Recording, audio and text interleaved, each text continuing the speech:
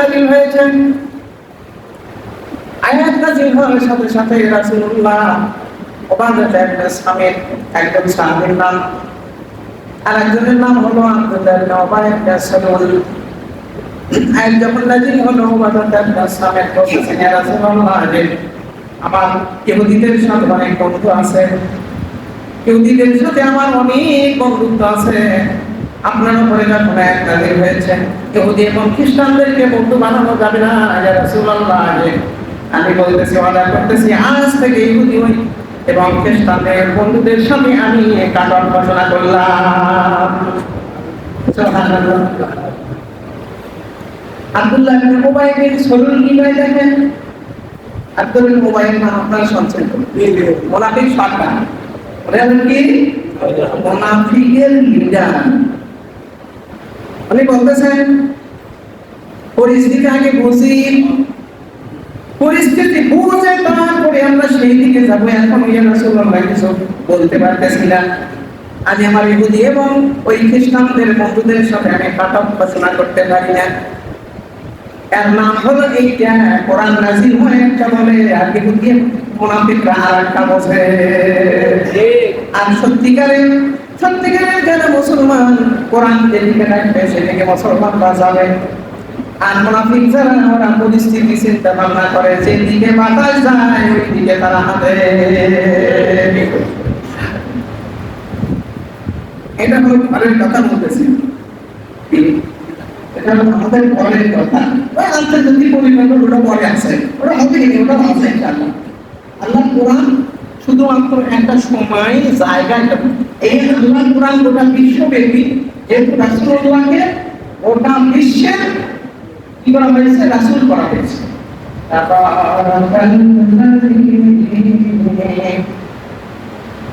নাযালাল কুরআনা লিয়াকুনা লিল আলামিনা নাযীরা। আল্লাহু আকবার। সূরা আল্লাহ বলছেন, ইয়া রাসূলুল্লাহ, এই কোরআনটা রেখে শুধু নির্দিষ্ট একটা ধর্মের জন্য না, এই কোরআন শরীফের কোনো নির্দিষ্ট মুসলমানদের জন্য না, এটা সমস্ত মানুষের জন্য। মানুষ জাতের যারা আছে তাদের সবাইকে হেদায়েতের জন্য আমি আল্লাহ তাআলা কোরআন নাযিল করেছি। তবে যাই কিছু হোক না কেন, এখান থেকে যারা প্রকৃত মুসলমান, এখান থেকে ডাইরেকশন গ্রহণ করবেন, এখান থেকে প্রেসক্রিপশন গ্রহণ করবেন, এখান থেকে সঠিক পন্থা গ্রহণ করবেন। আর যারা উপর আছে ওখান থেকে আস্তে আস্তে আস্তে আস্তে দূরে সরে যেতে থাকবে। যারা আল্লাহর কোরআনকে বন্ধু বানাবে, যারা ইসলামটাকে অ্যাকসেপ্ট করবে, তারা হলো জান্নাতি। যারা এখান থেকে বড় নির্মুখ থেকে দূরে দূরে সরে সরে থাকবে, এরা হয় মুনাফিক। প্রথমত এরা হলো কাফির, এরা হলো ইহুদি, এরা হলো নাসারা এবং এরা হলো মুশরিক। তারপরে এই তিন জাতের মানুষের সাথে লাগে থাকা এক ধরনের মুসলমান, এরা হলো মুনাফিক। আল্লাহ কোরআনে সূরা মুনাফিকুন যখন নাযিল হলো, আব্দুল্লাহ বিন উবাই বিন সালুলের গায়ে ধরে আগুন লাগলো।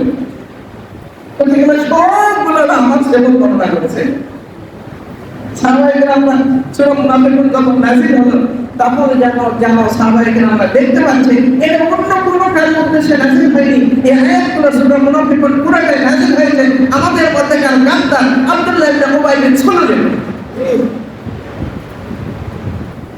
সবগুলো দোষ তার মধ্যে মৌজুদ ছিল। আমরা কোরআন বুঝে রাখাই, যে সময় কোরআন নাযিল হয়েছে বলা হলো কোরআনের দেশের লোক, যে আরবি ভাষার দেশের লোক, কি ভঙ্গিমায় কোন ভাবে কথা হচ্ছে তা সব বোঝে। আজ যেমন বাংলাতে বলার কারণে আপনাদের বোঝাটা খুব সহজ হচ্ছে, কি বলেন তাই না? যখন আমি আরবি খুতবা দিই কিছু বোঝেন, দাঁড়িয়ে যখন আরবি খুতবা দিই তখন ওটা কিছু বোঝা যায়। কেউ কেউ যারা আরবি শিক্ষিত যারা আছেন তারা কিছু কিছু করে বুঝতে পারেন, আমার ভালো বুঝবে। এটা কোরআন শরীফের কিছু ডাইরেকশন থাকে, তারপরে হচ্ছে কিছু ভাষা থাকে, সেটা আমি ভাষা যাবে তারা একটু ভালো জানে, তারা পারবে বুঝতে পারবে বুঝতে কি বলতে চাচ্ছি। আমি সাধারণত এই যে বাংলা ফুটবল যে কথাটা অত্যন্ত সংক্ষেপে ঠিক থেকে যায় এই কথাগুলো আমি ওখানে চেষ্টা করি খুব সংক্ষেপ হয়।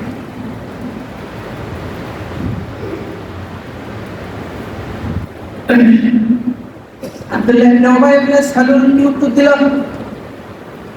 আগে বুঝি ইহুদি এবং খ্রিস্টান বন্ধুদের মধ্যে থেকে আমার অনেক বন্ধু আছে, তাদের সাথে আমি কাম করতে পারি না, আজ আমি তোমার সাথে আছি, আমি মুসলমান, কিন্তু এই বন্ধুগুলোকে আমি ছাড়তে পারছি না। কারণ হলো সবেমাত্র বদলের যুদ্ধ হয়েছে, লাস্ট ফিনিশিং কোন দিকে যায় বাতাস কোন দিকে করে এখন আমি বুঝে উঠতে পারতেছি না। অতএব রাসূলুল্লাহ এই আয়াতের উপরে আমল করা আমার এখনই সম্ভব না। বাংলা কথা কি বোঝা যায়?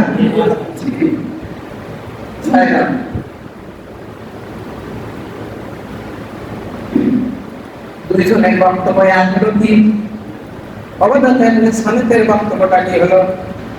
কোরআন নাযিল হয়েছে, কোরআন আমাদেরকে যেদিকে নিয়ে যায় আমি সেদিকে যাব। এটা হলো সরল মানুষের কথা, এটা হলো সাদাসিধা মানুষের কথা, এটা হলো মুত্তাকিদের কথা। কোরআন একদিকে থাকে, আমি বের হয়ে আরেকদিকে যাব। কোমরের সময় যখনই আপনার মুখ কান্তি থেকে দাঁড়িয়ে করে আসুক না কেন, সারা জীবন আল্লাহ কোরআন থেকে দূরে সরে থাকার কারণে, ইসলামের থেকে দূরে সরে থাকার কারণে, আরেকদের সাথে বিরোধিতা করার কারণে আপনার মুখ কবরে রাখার সাথে সাথে ওই মুখটা উল্টে অন্যদিকে পৌঁছে যাবে।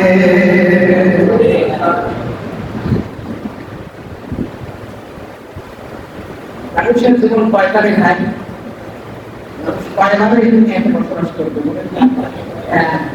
যদিও হিন্দুরা মনে করে আমার কেউ যদি প্রথম জন্মে কেউ যদি ভালো কাজ করে তাহলে সে ভালো প্রাণী হয়ে আসবে, আর যদি এই জগতে কেউ যদি খারাপ কাজ করে তাহলে তা আবার আল্লাহ পাঠাবে, কিন্তু তাকে কুকুর করে আঘাত পাঠাবে, না হয়তো শুকুর করে পাঠাবে, তাকে গরু করে পাঠাবে। এটা একটা ভ্রান্ত ধারণা, ঠিক? এটা কিন্তু একটা সম্পূর্ণ ভুয়া। মানুষের জীবনে একটা চলে গেল তো কারু কারু বয়স, আমার তো 2 ভাগে 3 ভাগে 2 ভাগ চলে গেছে, এক হাত বাকি তাও হিসেব করে পাচ্ছি না। এক হাতের মধ্যেও সন্দেহ হয় কখন যে কি দুর্ঘটনা হয়ে যায়, আল্লাহ ভালো জানে। আর আমাদের চাইতে যারা বয়সে আরো একটু বয়স বেশি হয়ে গেছে তাদের ব্যাপারে তা আরো সংকীর্ণতা আছে, কখন কি হয়ে যায় আল্লাহ তাই কখন পাঠাবেন চাচ্ছে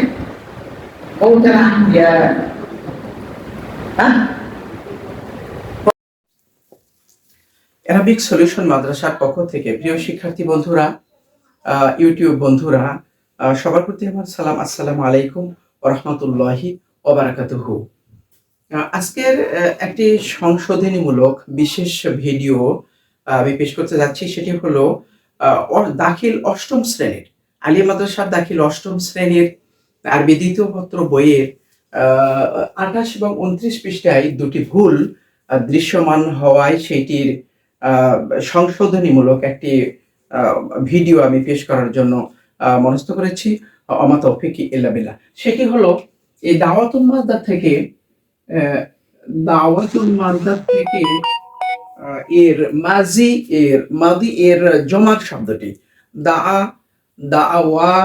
দাআও, এই শব্দটি দাআও, জি এখানে দাআও শব্দটি এইটি ভুলপূর্বক কি হয়েছে, দাউ হয়েছে, সঠিকটি আসলে দাও হবে।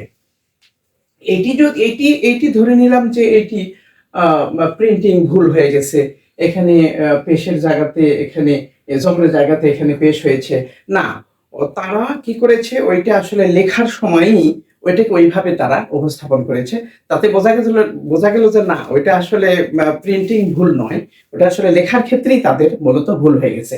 আসলে তালিলটা কিভাবে হবে? তালিলটা হলো মূলত শব্দটির জমার মূল রূপ ছিল দাআবু, জি দাআবু।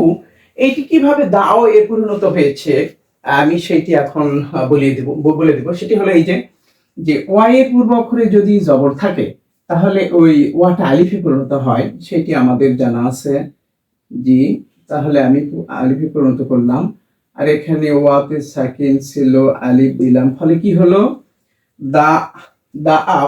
এখন আরেকটি বিষয় তা হলো যে এই যে অক্ষরটি ওয়াতে আমি আলিফে পরিণত করলাম সেটিতে আমরা কি দেব, সাকিন দেব।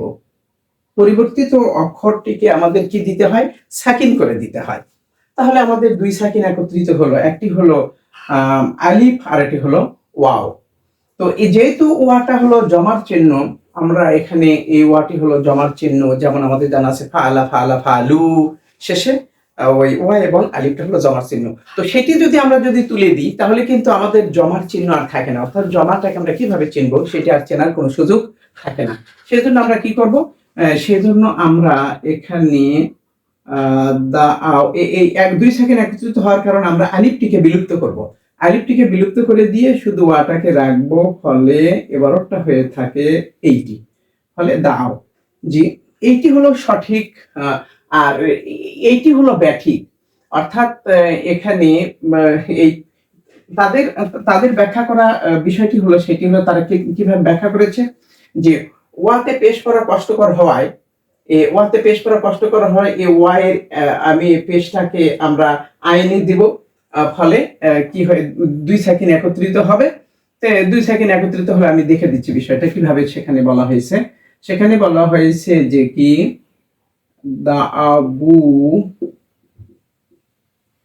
এখন এই ভুল উপস্থাপনটি হলো, সেটি হলো এই যে ওয়াই এর উপরে পেশ থাকা পড়া কষ্টকর হওয়ায় কি হয়েছে, সেই এই পেশটাকে আমরা পূর্বের অক্ষরে স্থানান্তর করি। জি, স্থানান্তর করি। তাহলে পেশটা যদি আমি এখানে স্থানান্তর করি তাহলে এখানে ওয়াতে সাকিন পড়ে যায়, আর এই ওয়াতে সাকিন যেটা ছিল সেটা ছিল, ফলে কি হলো তাও দাও হলো।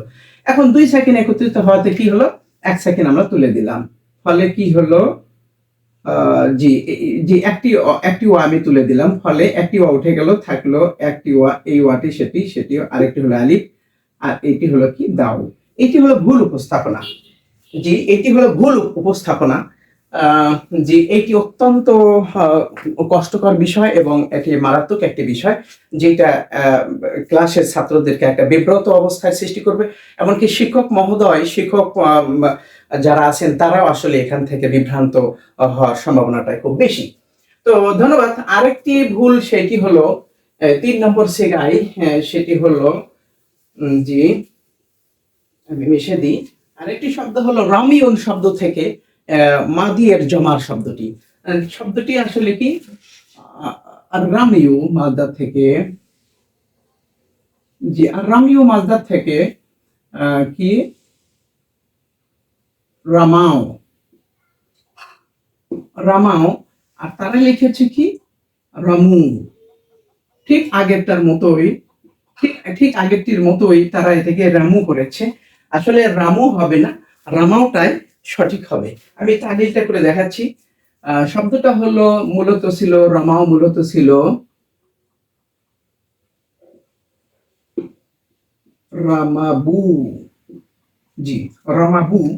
এর পূর্বের মতোই, জি ওয়াই এর পূর্ব অক্ষরে যদি জবর থাকে, এই যে আমরা ওয়াতে পেজ দেখছি, ওয়াই এর পূর্ব অক্ষরে জবর থাকায় ওয়াটা আমরা আলিফে পরিণত করে দিব। এটি হলো একটি জেনারেল বিধান। জি, সেটি হলো ওয়াটা আমরা ওয়াই পূর্বক জবর থাকে, ওয়াটা আমরা আলিফে পরিণত করে দিলাম। এখন থাকলো হে ওয়াও, আর একটা হলো আলিফ, এখানে সাকিন, ফলে কি হলো, আর এই যে ওয়াটা আমরা আলিফে পরিণত করে দিলাম সেটিতে আমাদের কি করতে হবে, সাকিন করে দিতে হবে। এখন দুই সাকিন একত্রিত হওয়াতে জি এখানে ওয়া উঠে যাবে না, আলিফটি উঠে যাবে। কারণ হলো এর পূর্বে আমি বলেছি যে ওয়াটি হলো জমার চিহ্ন, অর্থাৎ এখানে এই আলিফটি উঠে দেওয়া হলো, ফলে রমাও হয়েছে। অথচ তারা ওই একই দৃষ্টান্ত এর আগে যেভাবে ভুল করেছে ঠিক সেভাবে দাউতে যেভাবে ভুল করেছে, তারা এখানে রামুতে ওই একই ভুলই করেছে। তো এইটি দুঃখজনক। বিষয়টি সংশ্লিষ্ট কর্তৃপক্ষের দৃষ্টি আকর্ষণ করছি, সংশ্লিষ্ট কর্তৃপক্ষকে অনুরোধ করছি তারা যেন বিষয়টি দৃষ্টিতে নিয়ে অতি সত্বর এর ভুল সংশোধনের একটা ব্যবস্থা তারা করেন। যেহেতু আমি দেখলাম যে 2020 সনে পুনর্মুদ্রণ হয়েছে বইটি, এবং 2023 সনেও সেই বইটি আবার ওই ভুলই পুনর্মুদ্রিত হয়েছে। এইটি বড় দুঃখজনক। তো মহান আল্লাহ পাকের কাছে আমরা দোয়া করি যে যারা কর্তৃপক্ষ যারা আছেন তারা যেন বিষয়টিতে খুব ভালো দৃষ্টি দিয়ে অতি সত্বর বিষয়টিকে অতি তাড়াতাড়ি একটা শুদ্ধিকরণের ব্যবস্থা করার তৌফিক দান করেন। মহান আল্লাহ পাকের কাছে প্রার্থনা কামনা করি আজকের ভিডিও এখানে শেষ করছি। আসসালামু আলাইকুম ওয়া রাহমাতুল্লাহি ওয়া বারাকাতুহু।